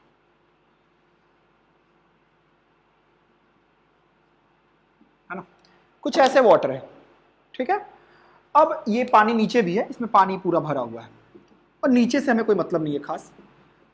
अब ये इस मेनिस्कस के बारे में सोचते हैं। एक तो इंटरफेस यहां पे बना, यहां पे, एक तो यहां पे है इंटरफेस टाइप चीज बनेगी, और एक यहां पे बना, यहां पे सरफेस टेंशन की वजह से फोर्स लगेगा। सोचते हैं इन दोनों फोर्सेस के बारे में। ये वाला फोर्स जो लग रहा होगा सरफेस के अलोंग, सरफेस के अलोंग लगता है बेसिकली, और क्या होता है, जो भी लाइन ऑफ कांटेक्ट, जो भी आपका वो बनता है, लाइन बनता है, उसके परपेंडिकुलर होता है और सरफेस के अलोंग होता है ना। तो सरफेस ऑफ कांटेक्ट ये था, इसके अलोंग ऐसे फोर्स लगा इस पे, कुछ इस तरह से। फिर यहां पे सोचो, यहां पे फोर्स कैसे बन के आएगा, इस जगह पे, इस जगह पे फोर्स ऐसे बन के आएगा, ऐसे फोर्स बनेगा, सरफेस टेंशन का फोर्स। ये ऊपर फोर्स लग रहा है, एक इधर फोर्स लग रहा है ना, बीच में की बात नहीं हो रही है, जहां पे सरफेस ऑफ कांटेक्ट है वहीं पे बात कर रहे हैं इसके। और सोचो इस मेनिस्कस पे फोर्स क्या लगेगा, प्रेशर लग रहा होगा, एटमॉस्फेरिक प्रेशर, है ना, ये एटमॉस्फेरिक प्रेशर लग रहा होगा, P atmospheric. P atmospheric pressure जो है, प्रेशर का फोर्स ऐसे आ रहा होगा। इसका अगर हॉरिजॉन्टल कंपोनेंट की बात करें तो जो भी एरिया है उसका हॉरिजॉन्टल कंपोनेंट तो प्रोजेक्टेड एरिया हो जाएगा। तो एक इधर देखो, इधर की तरफ फोर्स कितना लग जाएगा इस पे, इधर की तरफ, इधर की तरफ, इधर की तरफ, इधर की तरफ कितना लग जाएगा, P ATM into area. Area कौन सा, इसकी हाइट h मान लो और इसका लेंथ जो है वो l मान लो। तो इतने एरिया में है तो h इंटू एल, ये हो गया, ठीक है, P ATM into H into L, P ATM into H into L, ये फोर्स हो गया। और सोचो ये वाटर जो है वो अपना प्रेशर की वजह से इस पे दीवार को धक्का देगा, तो दीवार इसको इधर की तरफ धक्का देगी। यहां का प्रेशर कितना है, ढंग से सोचो तो, जो इस वाले सरफेस पे यहां का प्रेशर कितना है, पी एटीएम हर जगह पे, ये पूरा हाइट, ये वाला हाइट यहां पे है, तो यहां का प्रेशर पी एटीएम और यहां का pressure PATM minus rho GH, ऊपर गए हैं, तो एवरेज प्रेशर कितना बचेगा? P एवरेज क्या होता है फोर्स का formula? P average into area. So P average is PATM plus PATM minus rho GH upon 2. So this will become equal to twice of PATM by 2. So PATM minus rho GH by 2. ठीक है, P average आ गया. तो force कितना लगेगा? अब सोचो ढंग से. एक फोर्स इधर से लगा मेनिस्कस पे एक फोर्स इधर से लगा, कितना? यही P average into area H into L. एक फोर्स इधर से लगा और वो कितना लगेगा? PATM into H into L. और एक फोर्स इधर की तरफ लगा, surface tension into length, surface tension into length. बाकी फोर्सेस ये भी वर्टिकल है, और प्रेशर का एक फोर्स आएगा वर्टिकल होगा, वेट लगेगा वर्टिकल होगा, हमें उसमें इंटरेस्ट नहीं है. अब चूंकि ये मेनिस्कस जो है वो इक्विलिब्रियम पे है, तो सारे फोर्सेस को all we need to do is to equate the forces, है ना. चलो फोर्सेस को इक्वेट करते हैं, बस अब इक्वेशन लिखने हैं. P average into H into L. Right की तरफ P एवरेज की वैल्यू कितनी है देख, PATM minus rho GH by 2 into area कितना हो जाएगा? H इंटू L, है ना. PATM into rho GH by 2, ये P एवरेज हो गया, into H into L. Right की ओर आ गया. उसके बाद PATM इंटू HL लिख लो लेफ्ट की तरफ, प्लस यहां पे T इंटू L भी कर लेते हैं. दो राइट की तरफ फोर्स, लेफ्ट की तरफ फोर्स क्या हो जाएगा? PATM into HL, PATM into HL. देखो H तो L तो कट गया थ्रू आउट, तो यहां क्या बचा? T plus PATM into H, PATM into H ये भी खत्म हो जाएगा, तो बचेगा क्या? सिर्फ minus rho GH square by 2 is equal to 0. So T is equal to rho GH square upon 2. तो दैट इज इक्वल टू कितना? T की वैल्यू दे रखी है बेटा मेरे हिसाब से 0.073 इंटू 2 आ गया ये, अपॉन रो G. रो की जगह पे यूज कर लीजिए आप कितना? 1000 वाटर के लिए, और G की जगह पे आप यूज कर लीजिए 9.81, and that is equal to H square, है ना. That is equal to H square. So ये H की वैल्यू कितनी हो जाएगी? लगभग यहां लिख दे रहा हूं, H is equal to under root of 0.073 into 2 upon 9.81 into 1000. ये मीटर में होगा, मैं मिलीमीटर में चाहता हूं क्योंकि वैल्यू बहुत छोटी दिख रही है. तो क्या करोगे? 10 टू द पावर 3 से होल टर्म को मल्टीप्लाई कर लोगे, तो अंदर आकर 10 टू द पावर 6 हो जाएगा. तो ये क्या हो जाएगा? 10 टू द पावर 3, तो ये कितना हो जाएगा? 73 इंटू 2, 10 टू पावर 3 से मल्टीप्लाई करोगे तो 73 हो जाएगा ना, इंटू 2, 146 अपॉन 9.81. तुम सॉल्व कर लेना इसको, तो ये लगभग तुम्हारी वैल्यू जो आएगी बनके, मैंने कुछ गड़बड़ तो नहीं किया, चेक करने दो मुझे, सही लग रहा है सब. 9.81, अगर ये 10 होता तो ये हो जाता था आपका 14.6.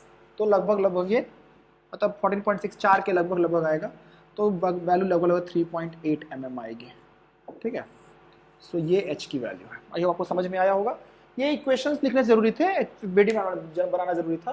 ये तो चलो कैलकुलेशन बेस्ड था, तो लास्ट में आपको थोड़ा मैंने अप्रोक्सीमेशन भी करते हैं.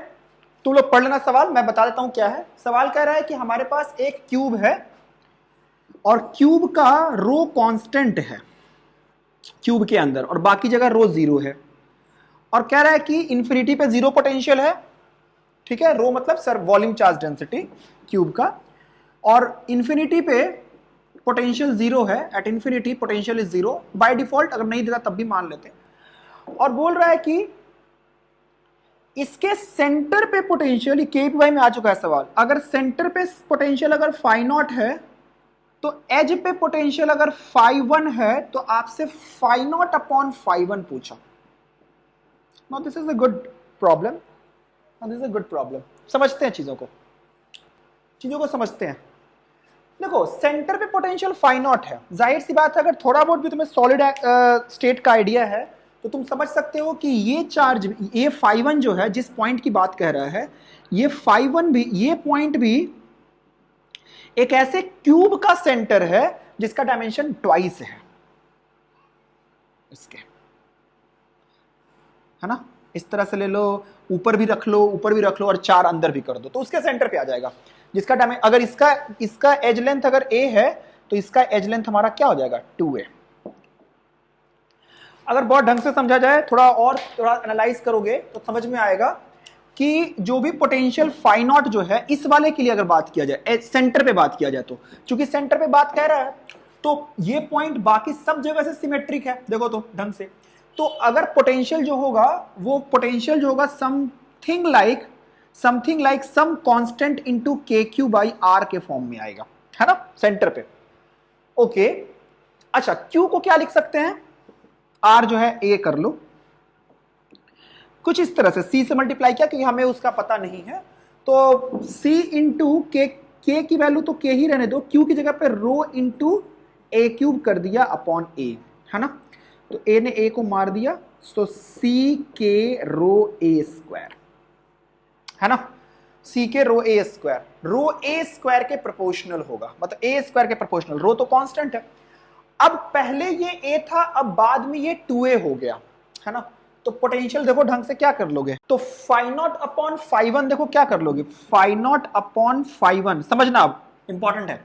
फाई नॉट इज देखो c into some k into rho into a square, okay, upon, अब समझना, c into k into rho into 2a square, तो सारे क्यूब 8 क्यूब की वजह से हुआ ना, और सब सिमेट्रिक है, 8 क्यूब, 8 क्यूब के का मतलब ये एज पे ऐसे लाई करेगा, इसके भी इस तरह से, इस तरह से, इस तरह से, इस तरह से।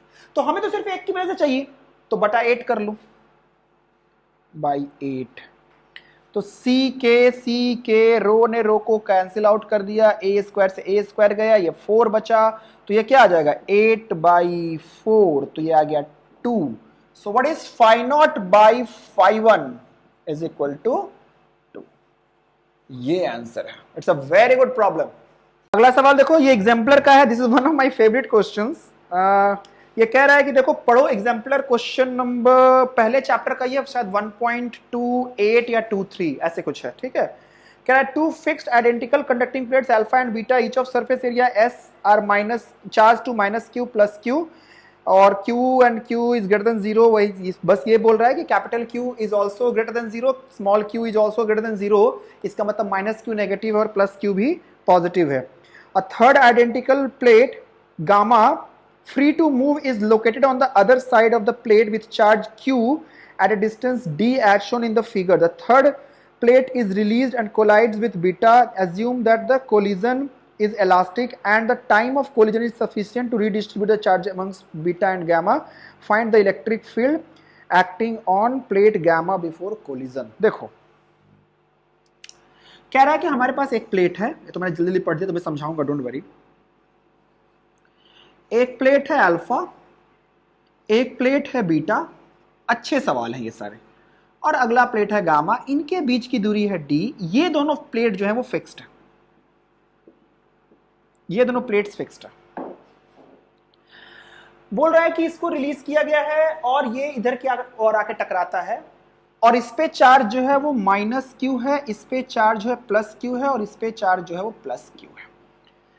टकराता है, टकराने के बाद वापस जाता है। तो 3 सवाल करने हैं आपको। सबसे पहला सवाल ये है कि शुरू में इस वाले प्लेट पे इलेक्ट्रिक फील्ड बतानी है, इस वाले प्लेट पे इलेक्ट्रिक फील्ड बतानी है, इलेक्ट्रिक फील्ड बतानी है। तो जाहिर सी बात है, कैसे करोगे? पहले ना मैं, हालांकि करने का तो नॉर्मली भी कर सकते हैं, बट मैं आपको कुछ सिखा देता हूं। जब पहले तो चार्ज डिस्ट्रीब्यूशन सोचो कैसे होगा। ये माइनस क्यू, ये प्लस क्यू। आपको पता है कि जब कभी कंडक्टिंग प्लेट्स होते हैं, चार्जेस रीडिस्ट्रीब्यूट करते हैं कंडक्टिंग प्लेट्स के केस में, तो साइड वाले पे अगर गॉस लॉ लगाओगे तो साइड वाले प्लेट्स पे पूरे चार्ज के समेशन का आधा वैल्यू आता है। ठीक है, अभी प्रूफ नहीं कर रहा हूं, सिंपल गॉस लॉ पे बात होती है, स्टैंडर्ड होता है ये। तो ये माइनस क्यू प्लस क्यू 0, तो इस वाले प्लेट पे आ गया Q/2 चार्ज। ठीक है, और इस वाले प्लेट पे कितना चार्ज आ गया? माइनस क्यू पहले था, Q/2 इधर चला गया, तो इस पे आया minus Q/2 charge.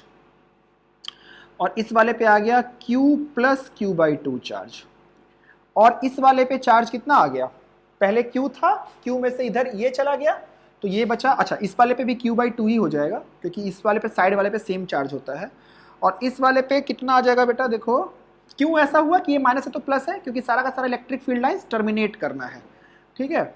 Q minus Q/2, तो ये Q/2 माइनस कैपिटल Q इस पे आया, और ये आपका आ जाएगा Q माइनस जस्ट इसका नेगेटिव। अगर हमने सब सही किया है तो इस पे टोटल चार्ज देखो Q minus Q/2 plus Q/2 capital Q आया, मतलब परफेक्टली सही डिस्ट्रीब्यूशन किया है।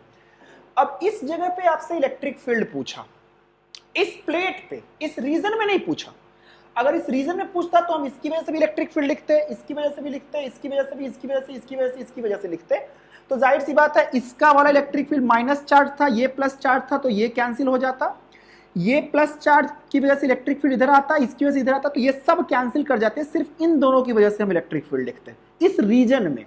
लेकिन उन्होंने पूछा कि इस प्लेट पे what is the electric field operating, इस प्लेट पे, तो जाहिर सी बात है ये अपने चार्जेस की वजह से तो कोई फील्ड नहीं लगाएगा। तो बचा क्या आपका, ये दोनों और ये दोनों, इनके फील्ड की वजह से हमको, इन दोनों चार्जेस की वजह से हमको इलेक्ट्रिक फील्ड निकालना है। तो चलो लिख लेते हैं, बोलो Q/2 की वजह से कितना लिख लोगे, Q sigma upon 2 epsilon not, एक सरफेस की वजह से, तो Q/2 into S, surface area plate का एस दे रखा है सबका, तो सिग्मा हो गया Q/2s इंटू एक प्लेट की वजह से कितना हो जाएगा Q/2s इंटू 1/2 एप्सिलॉन नॉट, पहला प्लस 1/2 एप्सिलॉन नॉट कॉमन ही ले लेते हैं, sigma upon 2 epsilon not, sigma सिर्फ लिख लेते हैं। इसका सिग्मा कितना, अच्छा देखो इसका सिग्मा कैंसिल आउट कर जाएगा, ये दोनों का तो कुछ होगा ही नहीं, सिर्फ इसकी वजह से और इसकी वजह से लिखना है, ठीक है। तो प्लस 1/2 एप्सिलॉन नॉट, क्योंकि ये उतना प्लस है उतना माइनस है, तो ये दोनों ही कैंसिल आउट कर जाएंगे, सो Q/2 minus Q 1/2 epsilon not upon S। अब देखो क्या कर लो, 1/2 epsilon naught into S common ले लो, ये बचा Q/2 plus Q/2 minus capital Q, तो आंसर क्या आ गया, Q/2 Q minus capital Q upon 2s epsilon not, ये हो गया इलेक्ट्रिक फील्ड, और डायरेक्शन किधर की तरफ, राइट की तरफ, है ना, हम लोग ये माना हुआ है। तो ये पहला पार्ट था इसका, ठीक है, इलेक्ट्रिक फील्ड निकालना था। दूसरा पार्ट क्या बोल रहा है, find the charges on beta and gamma after collision. अब ये छोड़ दिया गया, यहाँ पे टकरा रहा है, उसकी सिचुएशन अलग बना लेते हैं, उसकी सिचुएशन अलग बना लेते हैं।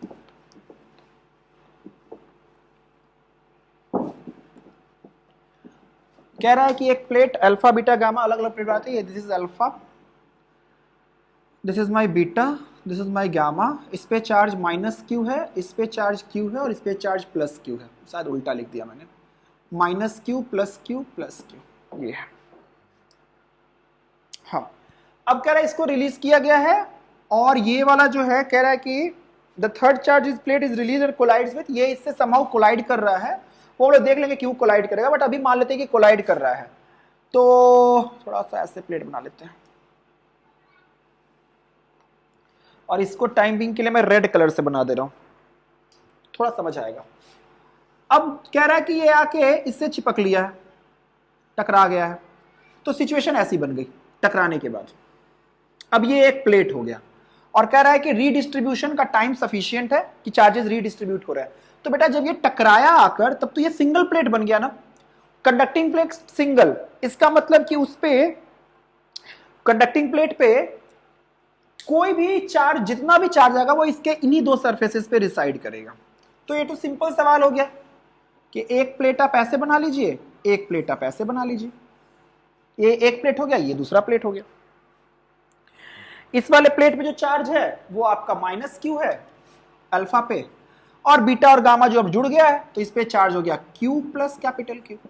साइड पे चार्ज अभी सिखाया है, कितना हो जाएगा, सॉरी माइनस कैपिटल Q है, so minus capital Q plus Q, तो इस पे Q/2, इस पे Q/2, और अंदर वाले पे चार्ज कितना हो जाएगा, बोलो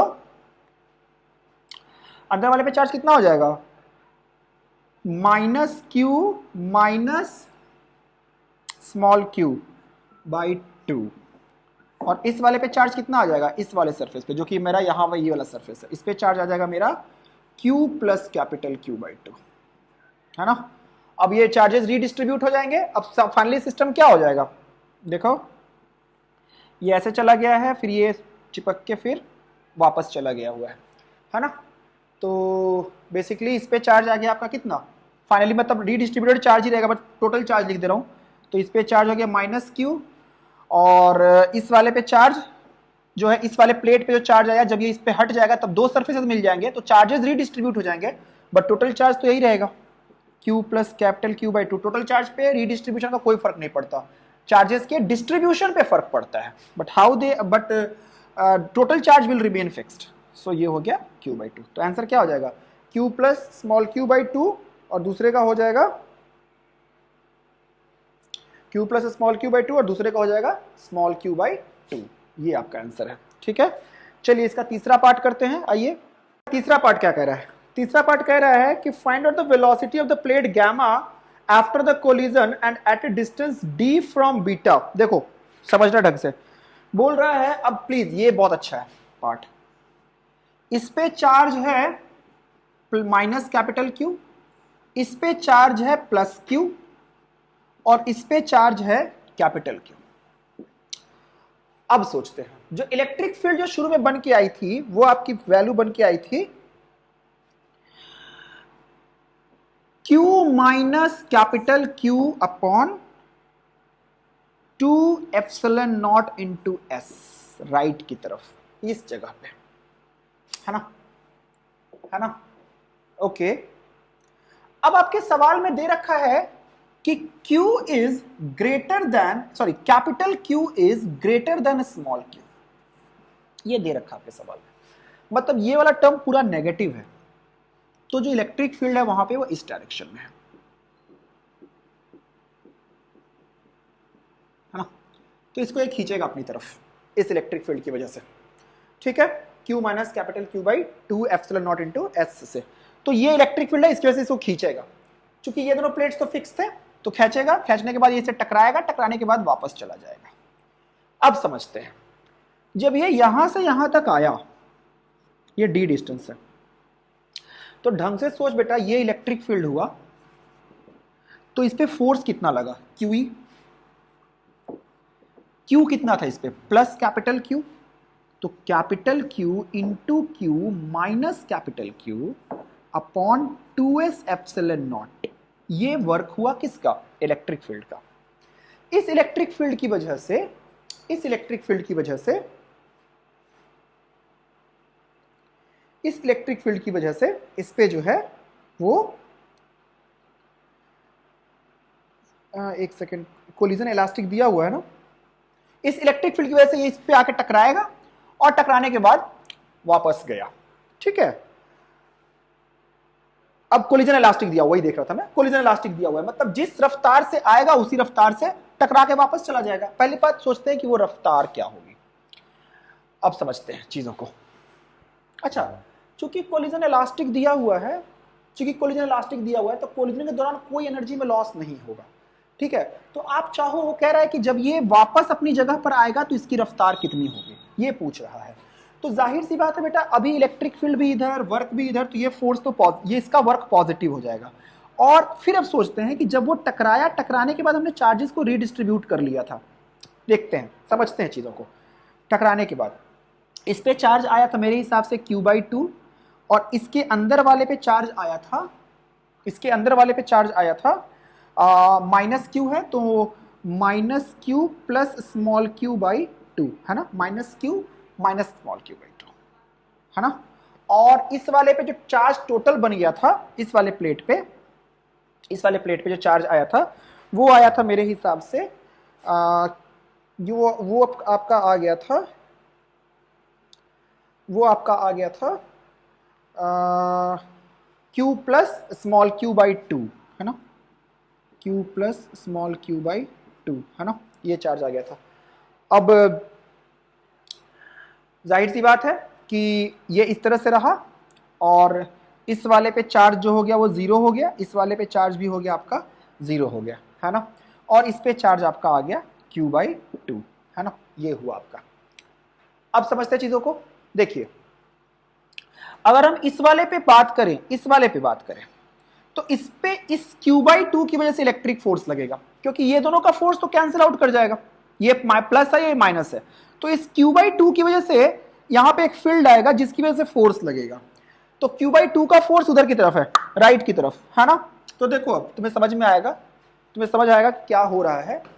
अब जो यहां पे इलेक्ट्रिक फील्ड जो आएगा वो आएगा बनके electric field Q/2 into S into 1/2 epsilon not, sigma Q/s is sigma, Q/2s is sigma upon 2 epsilon not. ये इलेक्ट्रिक फील्ड आया इंटू Q/2, ये फोर्स लगा इस पे। अब समझो, ये फोर्स लगा राइट को, देखो ये वाला फोर्स और ये वाला फोर्स बराबर नहीं है। प्लीज बात को समझे ढंग से, बात को समझे ढंग से। यहां पर आया, यहां पर आया, टकराया, टकराने के बाद रफ्तार जो है वो उल्टी हो गई, टकराने के बाद रफ्तार क्या हो गई, उल्टी हो गई, और उसके बाद आपका टकराने के बाद रफ्तार उल्टी हुई, और फिर उसके बाद आपका एक फोर्स लग रहा था, फिर वो डी डिस्टेंस पे आया। तो जाहिर सी बात है इस पूरी प्रक्रिया में एक तो काइनेटिक एनर्जी यहां पे गेन किया होगा इसकी वजह से, और उसके बाद काइनेटिक एनर्जी में बदलाव आया होगा इसकी वजह से। बोलो क्लैरिटी है। तो पहले हम देखते हैं कि किस रफ्तार से टकराया है आकर, ठीक है। तो पहले हम देखते हैं कि यहां पे किस रफ्तार से आकर टकराया है। अब समझो, it's a very good problem. किस रफ्तार से आकर टकराया है, kinetic energy half mv², work energy theorem लगाओ, क्या लिखोगे, हाफ mv1², ये v1 कौन सी रफ्तार है, टकराने वाली रफ्तार, half mv1², that is equal to force कितना लगा उस पे, देखो कैपिटल Q, देखना गड़बड़ ना करूं वरना आंसर नहीं आएगा, 2s epsilon not small q minus capital Q, है ना। तो बेटा यहां से ये into D, force into displacement, work हो गया। तो v1 इज इक्वल टू 2 ने 2 को कैंसिल आउट कर दिया, सो Q/ms epsilon not small q minus capital Q into D, इसका अंडर रूट इस वेलोसिटी से आया, चूंकि कोलिजन इलास्टिक है तो उसी वेलोसिटी से वापस गया होगा, ठीक, तो उसी वेलोसिटी से वापस गया होगा। अब फाइनल वेलोसिटी आपसे पूछी गई, तो फाइनल वेलोसिटी के लिए अब उस पर फिर से एक ये वाला फोर्स लग रहा है, तो क्या कर लो, half mv2² minus v1² delta ke is equal to work done, delta ke that is equal to work done, है ना। सो क्या लिख लिया जाएगा, क्या लिखोगे, इसका वर्क Q इंटू, देखो यहां से Q² कर ले रहा हूं, Q² अपॉन 2 दूना 4 दूना 8, 8, तो एक 2 से एक 2 कट गया, तो 4s epsilon not, Q² upon 4s epsilon naught into D. अब बस हो गया, यहां से ये m से डिवाइड कर लो इसको, और v1² को पुट कर लो, तो v2² माइनस v1² की वैल्यू कितनी आ जाएगी, Q/ms एप्सिलॉन नॉट, और capital Q minus capital Q, अच्छा Q माइनस कैपिटल Q मत करो क्योंकि हम इलेक्ट्रिक फील्ड इधर की तरफ चाहिए ना, तो capital Q minus small q, ठीक है, क्योंकि फोर्स भी इधर डिस्प्लेसमेंट भी इधर, वरना फिर cos 180 डिग्री लेना पड़ेगा। तो इसको आप कर लीजिए capital Q minus small q, capital Q, वरना अनायास आपको cos 180 डिग्री लेना पड़ेगा, तो आंसर भी माइनस वन आ जाएगा। सो ये आपका आ जाएगा capital Q minus small q, और ये आपका हो जाएगा, और इस तरह से आपका आ गया ये Q² upon 4s epsilon naught into m into D, एक तो d छूटा है। अब बस यहां से इसको थोड़ा सा सही कर लेना है, देखो मिटा दे रहा हूं इसको, थोड़ा सा इसको सही कर लेना है। सो v² बराबर कितना हो जाएगा, v² इज इक्वल टू कितना हो जाएगा, डायरेक्ट देखो q अपॉन, मतलब ऐसे करो 1 upon ms epsilon not common ले लो, 1 upon ms epsilon not common ले लिया, तो ये बचेगा Q² और d भी कॉमन ले लो, तो Q²/4 यहां बचा, plus capital Q² minus Q into capital Q, ये हो गया minus Q into capital Q, है ना, ये आ गया आपका। और यहां से आपका ये आ जाएगा, इसी का अंडर रूट है आंसर में।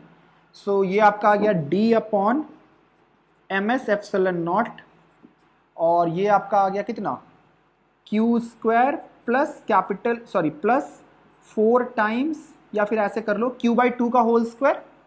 सो ये आ गया q/2 माइनस कैपिटल Q का होल स्क्वायर, है ना। तो ये v स्क्वायर आ गया। तो v इज इक्वल टू कितनी आ गई, under root of d upon M S epsilon naught q/2 minus capital Q। ये है वेलोसिटी। मुझे इसका आंसर चेक करने दो जरा सा, सही निकाला है कि नहीं निकाला है, काफी कुछ करना था। d upon M epsilon naught into m half power, ठीक है, very good, capital Q minus small q/2। हाँ बिल्कुल परफेक्ट है। ये नेगेटिव बेसिकली वो है, ये वैल्यू जो है वो प्लस माइनस दोनों ही आएगी। तो चूंकि Q बड़ा है तो इसके वेलोसिटी को पॉजिटिव करने के लिए Q माइनस स्मॉल q/2, ये है। It's a very good problem. तुम एक चीज, पहली बात तो ये समझ लो कि यहां से टकराया, टकराने के बाद वापस आया, फिर से हमने 2 बार बर्नौली थ्योरम लगाया, तुम एक बार में तुम्हारा काम चल जाता। देखो यहां से यहां तक रफ्तार बढ़ी, फिर रफ्तार ने पलट, यहां से यहां तक इलेक्ट्रिक फील्ड इधर की तरफ था, वेलोसिटी भी इधर की तरफ थी, तो रफ्तार बढ़ी, रफ्तार यहां तक बढ़ी, फिर इस प्लेट ने क्या किया, इसकी रफ्तार को पलटी मरवा दिया, तो स्पीड में कोई लॉस नहीं आया, वेलोसिटी v से माइनस v हो गई, तो स्पीड में कोई फर्क नहीं पड़ा। फिर उसके बाद इलेक्ट्रिक फील्ड भी इधर की तरफ, वेलोसिटी भी इधर की तरफ, तो फिर से रफ्तार बढ़ेगी। तो तुम चाहो तो यहां से लेके यहां तक का वर्क पहले वाले इलेक्ट्रिक फील्ड का और बाद वाले इलेक्ट्रिक फील्ड का वर्क दोनों को जोड़ दो और उसको हाफ mv स्क्वायर के बराबर कर दो, उससे भी आंसर सेम आ जाएगा। बोलो क्लियर है। So this is question number 7। आइए फाइनली हम लोग लास्ट क्वेश्चन पे पहुंच गए हैं। सो क्वेश्चन नंबर आपका 8 कहता है, 8 है ना, क्या है 8। It's a very good problem, समझना ढंग से। कह रहा है कि the two ends of A 40 centimetre long chain whose mass is not fixed at the same height as shown in the figure, find out the radius of curvature of the chain at the lowest point and suspension point and the tension at the lowest point of the chain। Please समझना, कह रहा है कि ऐसे 2 hinge दिया हुआ है, ऐसे 2 हिंज दे रखा है उसने, और इस हिंज से चेन लटका दी गई है, ऐसे चेन लटका दी गई है, ठीक है, इस तरह से, ठीक, सॉरी ऐसे समझ लो, सिंपल बना लेते हैं, ऐसे चेन लटका दी गई है। ये एंगल दिया हुआ है 45 डिग्री और ये एंगल भी दिया हुआ है 45 डिग्री। तो आपसे मैं सबसे पहले तो लोवेस्ट पॉइंट पे टेंशन पूछा गया है, फिर वहां का रेडियस ऑफ कर्वेचर पूछा गया है, और अपर मोस्ट पॉइंट पे, पॉइंट ऑफ सस्पेंशन पे भी रेडियस ऑफ कर्वेचर आपसे पूछा गया है। तो सबसे पहले सोचते हैं, सबसे पहले तो देख लेते हैं कि क्या हो रहा है इसमें। 45 डिग्री एंगल दिया हुआ है, चलो वो तो अच्छी बात है। अब सोचो कि लोवेस्ट पॉइंट पे अगर टेंशन निकालना है, तो सबसे पहले तो लोवेस्ट पॉइंट पे टेंशन निकालने के लिए हम लोग इस वाले सेक्शन को आधे आधे पे काट लेते हैं। अब समझिएगा बात को। अब सोचो, यहां पे काट लिया, जाहिर सी बात है क्या क्या फोर्स लगेगा इस पे, यहां पे टेंशन लगेगा स्ट्रिंग का, और ये हिंज किया हुआ है, तो एक तो हिंज फोर्स आएगा। हिंज फोर्स के डायरेक्शन के बारे में कोई पता नहीं है, बट हम हिंज फोर्सेस मान लेते हैं कि एक हिंज फोर्स इधर की तरफ लग रहा था और एक हिंज फोर्स इस पे इधर की तरफ, तो नेट फोर्स बेसिकली इधर की तरफ आएगा जो कि रोप को पुल कर रहा होगा, है ना। जाहिर सी बात है इधर भी यही चीज हो रही होगी, इस पे हिंज फोर्स एक इधर की तरफ एक इधर की तरफ, तो नेट फोर्स आपका चेन के टेंजेंशियल डायरेक्शन में आ जाएगा 45 डिग्रीज पे। ये भी ऐसे, ये भी ऐसे, और एक इधर, है ना। और नीचे की तरफ लगा इस पे mg, m दिया हुआ है आपका 40 kg का, 40 सेंटीमीटर का चेन है और शायद 2 kg चेन का मास है। खैर वो एक अलग बात है, बट अगर बहुत ढंग से देखोगे तो RH1 मान लेते हैं, RH2 मान लेते हैं, वर्टिकल सॉरी, R वर्टिकल 1 मान लेते हैं, R वर्टिकल 2 मान लेते हैं, RH1 मान लेते हैं और इसको RH2 मान लेते हैं। अगर चेन इक्विलिब्रियम पे है तो RH1 RH2 बराबर होना चाहिए और RV1 plus RV2 should be equal to mg। RV1 plus RV2 should be equal to mg, पहला इक्वेशन लिखा गया। चूंकि सिमेट्रिक सिस्टम है सब कुछ, तो अगर आप टॉर्क को भी बैलेंस करोगे, डिस्टेंस बराबर है, तो RV1 should be equal to RV2, है ना। So RV1 is equal to RV2, so RV1 is equal to RV2 is equal to mg by 2। So RV1 की वैल्यू mg by 2 हो गई, ये भी mg by 2 हो गई। अब सोच ये 45 डिग्रीज पे है ना, तो अगर ये पैरेललोग्राम लॉ से देखोगे तो ये 45 डिग्री, ये भी 45 डिग्री, तो ये वाली वैल्यू RH1 और RV1 भी क्या होना चाहिए, बराबर। सो ये भी आपका हो गया mg/2, ये भी आपका हो गया mg/2, mg/2, और ये भी हो गया ट्राई जरूर करना, खुद से ट्राई करना, फंसोगे तो समझ में आएगा कहां कहां गलती हुई है। ठीक, अब हम यहां पे बात करते हैं इसके आधे सेक्शन पे। तो यहां पे तो बेटा mg/2 लग रहा था फोर्स, और यहां पे mg/2 लग रहा था। आधे सेक्शन की बात की जाए तो ऐसे, यहां टेंशन T लग रहा था, इस जगह पे mg/2 लग रहा था, कहीं ना कहीं सेंटर ऑफ मास पे। mg/2 तो बैलेंस आउट हो गया, तो टेंशन T बराबर कितना आ गया लोवेस्ट पॉइंट पे, mg/2 रुका हुआ था, है ना। बोलो क्लियर है, बोलो क्लियर है। सो m की वैल्यू 2 है, इंटू g की वैल्यू 10 यूज कर लेते हैं बाई 2, सो ये 5, तो ये आ गया आपका 10 न्यूटन। पहले का आंसर, पहले का आंसर आ गया आपका मैंने कुछ गड़बड़ किया है क्या, mg/2, m की वैल्यू कितनी दे रखी है, अच्छा ठीक है ठीक है, हाँ चेन की मास, ठीक है इट्स ओके, चेन का मास सवाल में 1 kg दिया था, ठीक ओके चलो और आओ 10 न्यूटन्स। इसी का देखो सेकंड पार्ट क्या कर रहा है कि यहाँ पे सेंटर ऑफ कर्वेचर बताना है। अब ये अच्छा पार्ट है, सेंटर ऑफ कर्वेचर बताना है। सेंटर ऑफ कर्वेचर होता क्या है, जनरल जो डेफिनेशन होता है, मैं मैथमेटिकल आपसे नहीं पूछ रहा हूँ कि भाई d2y/dx स्क्वायर के पावर k का होल स्क्वायर अपॉन 1 + dy/dx की पावर 3/2 ये कर दिया, ये नहीं पूछ रहा हूँ मैं आपसे।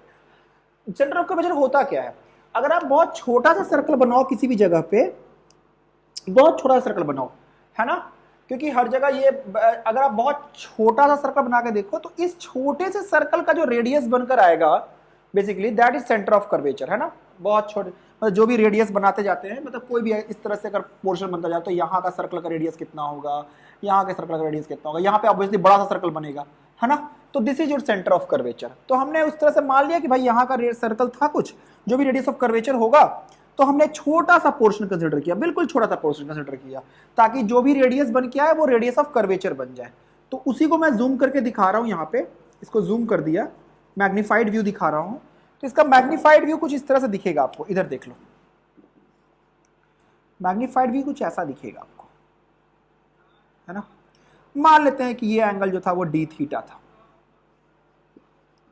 अब यहाँ का टेंशन इधर भी t, इधर भी t, सेम टेंशन मान सकते हैं छोटे से पोर्शन के लिए, और वो यहाँ मिड पॉइंट का भी टेंशन, इसलिए पहले मिड पॉइंट पे टेंशन निकलवाया था। तो वो टेंशन हमारे पास था ही, बेसिकली कितना आ गया था, mg/ क्या बन के आया था, mg/2 ही बन के आया था ना। तो टेंशन की वैल्यू हम लोग mg/2 रख देंगे, वो एक अलग बात है। बट इस टेंशन के दो कंपोनेंट बन गए, देखो ये d(θ/2) है, तो ये भी d(θ/2) है। अब अगर नहीं समझ में आ रहा तो सोचना घर पे कि क्यों d(θ), बेसिकली वो 90 डिग्री टेंजेंट के साथ बनाता है, रेडियस के साथ वो टेंजेंट एंगल, तो बेसिकली ये d(θ/2) हो गया। तो ये हो गया t cos d(θ/2), और इधर भी हो गया, ये एक फॉर्मेट है, कई बार जेई पूछ चुकी है, t cos d(θ/2), और इधर t sin d(θ/2), t sin d(θ/2), और इस पे नीचे की तरफ लगा dmg।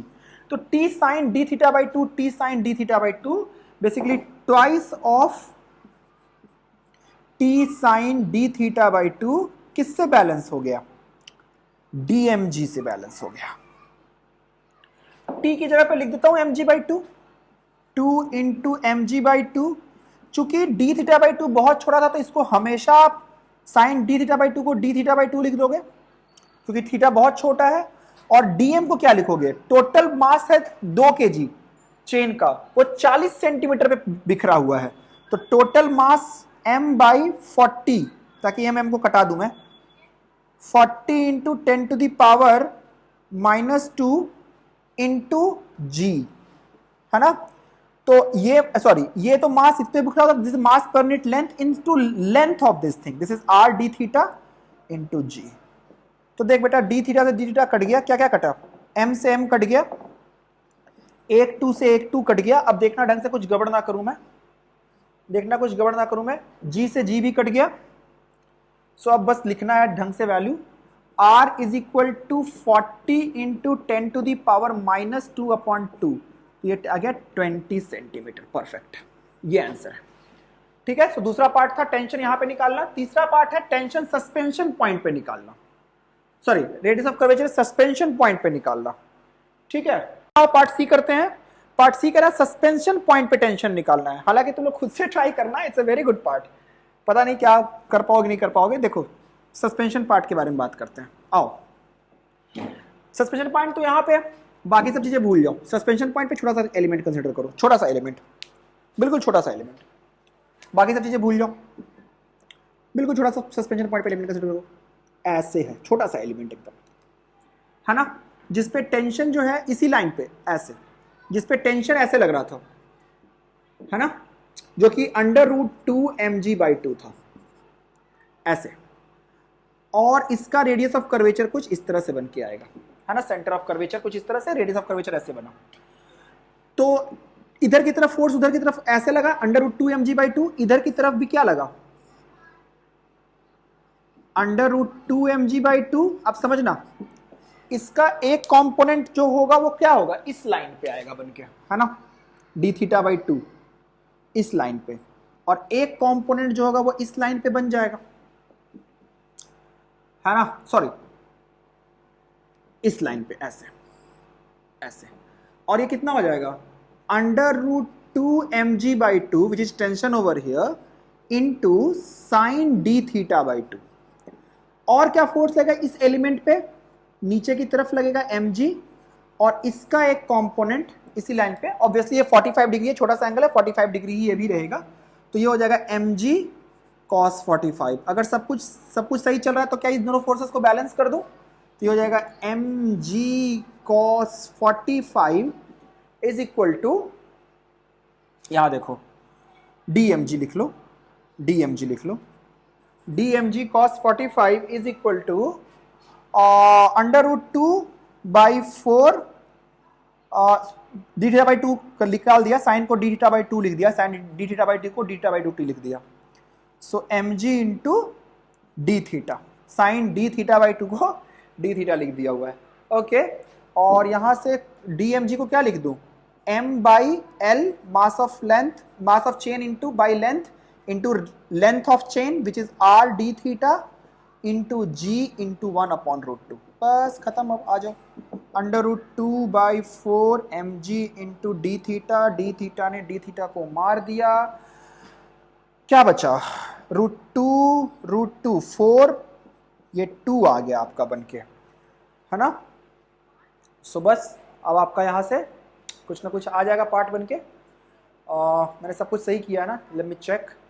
dmg हुआ, dmg cos 45 इधर की तरफ आया बनके, और टेंशन का एक कंपोनेंट इधर की तरफ चला गया, और √2 mg/2 था, तो ये वाली वैल्यू हो जाएगी √2 mg/2 टेंशन, तो t sin d(θ/2 बिल्कुल सही है, तो √2 mg/4 into d(θ), very good. So m/l into r d(θ) into g/√2 is equal to √2/2 mg into d(θ), very good.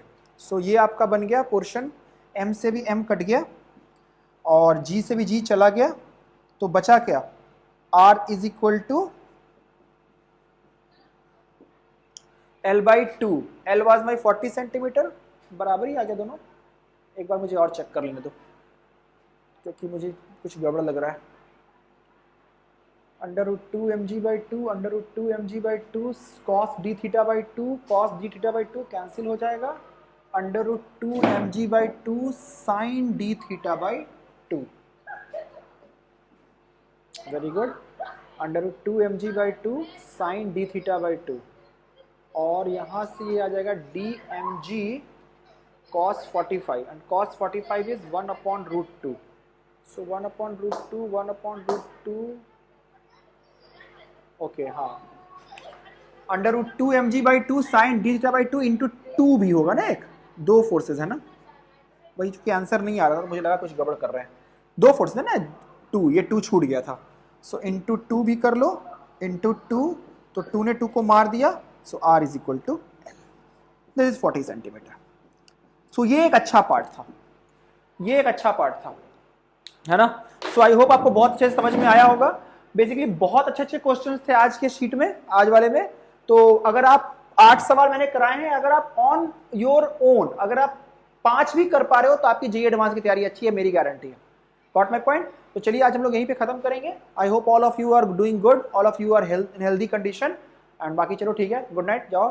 Thank you so much.